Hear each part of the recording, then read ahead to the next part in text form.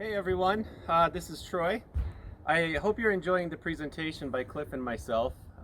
We'll be the first to admit that we don't know, we're not the biggest experts on finding balance in your life, but hopefully through what we're showing you today that you're going to find that some hints and some tips and tricks on how you can find a little bit more balance and make sure that work isn't the most important thing in your life.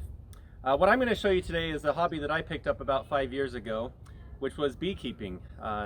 It's kind of an interesting story how I got into it. I actually grew up dairy farming, and every summer we had to go out in the fields and change the water, change the sprinklers, and I'd have to ride my bike right past this big set of beehives. And sometimes I'd stop about 100 feet or so away from the hives, and I'd just watch, and you could see all these little torpedo bees just coming and going from the hives all over the place.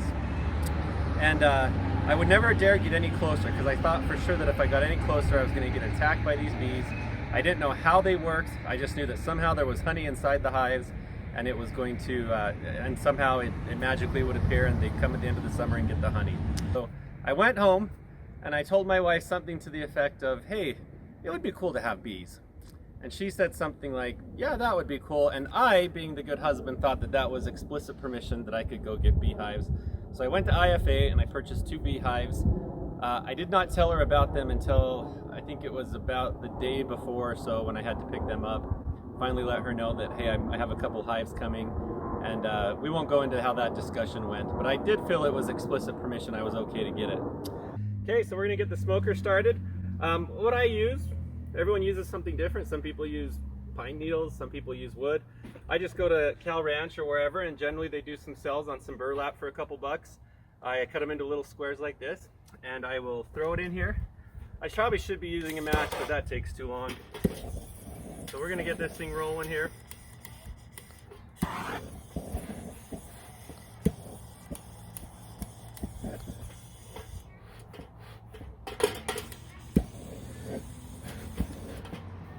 And while that's burning, I'm going to put on, okay, this is the back corner of my yard here.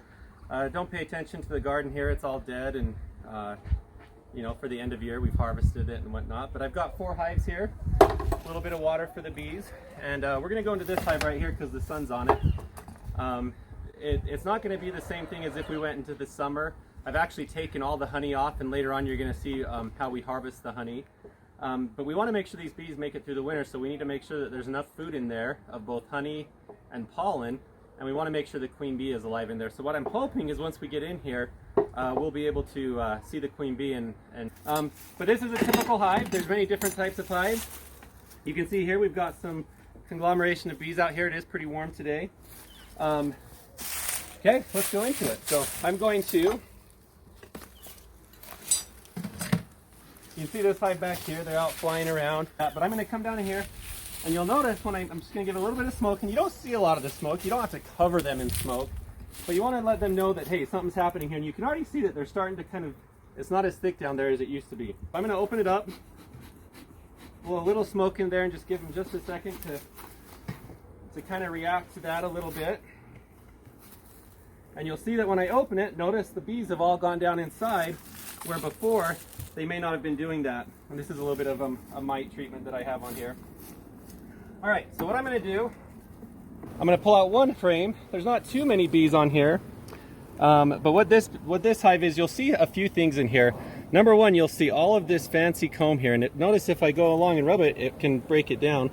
The bees actually secrete this wax, and they'll actually create what we call honeycomb. It's like the cereal honeycomb, yeah, that little hexagon shape. If in geometry, the hexagon is the one shape that's closest to a circle, it requires the least amount of wall surface space to create, and there's no wasted space. So it's a very, very efficient design. And I'm going to kind of pop open this a little bit and see if we can't find anything interesting in here. We may not find any babies in here just because it's almost winter and the queen slows down. Okay, Jenny, come on over. And so what we see here is, it's going to be hard to see, but there's a mixture of honey and pollen on here. The little orange cells right there, that's actually pollen from flowers. Bees eat 2 things. It's what I just said, honey and pollen. And then all that liquid stuff in between is the honey. Up here at the top, down here where you can see it's kind of open, those cells aren't quite full yet, so they're not capped. But up here, where the bees have filled up the honey, if I were to swipe my little tool on here, see how the honey comes out like that? That's the honey that's been stored, and the bees put this little wax layer over it, and that keeps the honey from, it's a way to preserve it. Honey never goes bad. It's actually antimicrobial. It was used as a medicine in old days. And that's because even when you store it, you don't have to seal it, but it's a way for them to seal it, protect it once the water content is right, and it will never mold, anything like that, as long as the bees keep it protected like that. On this other side here, let me just see if there's anything interesting here. I'm hoping to find the queen, but I don't know if we'll find her today, just because what I'm going to do is I'm going to go down one box and just see if we get lucky and see if we see a queen down here.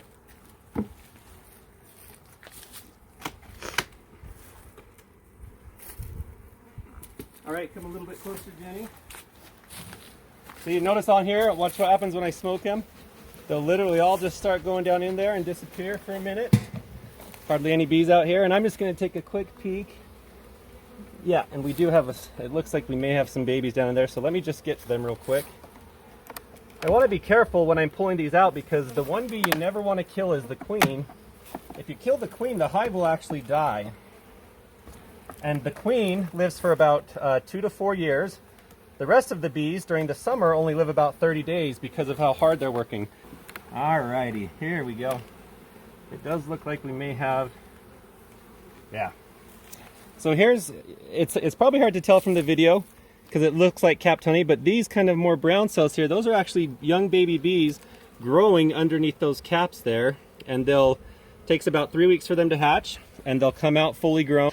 So these look like they're actually going to get close. If I look closely, I might even see, yeah, Jenny, if you can come right down here, right there, you can see this little guy struggling right there, or a little right there where my tool is. That's a bee coming out of her, so she's about 3 weeks old.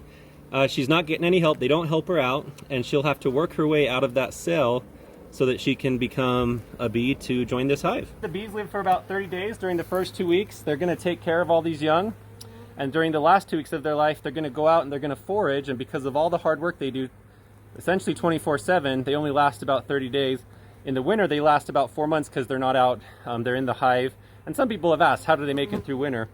In the winter, what will happen is all this honey that they've stored, the bees will gather around it and use their wings and create heat, put the queen right in the middle of them, they create these balls, and that's how they survive the winter. They literally just create a lot of heat and keep each other alive, and then on a bright winter day in December or January, if it ever gets about 50 degrees, I'll come outside here, and there'll be bees going everywhere because it's warm enough for them to come out, and they'll get out and stretch out and get ready for the next cold spell that may come. Anyway, so I'm going to close this up real quick. We're going to put all this stuff back on here.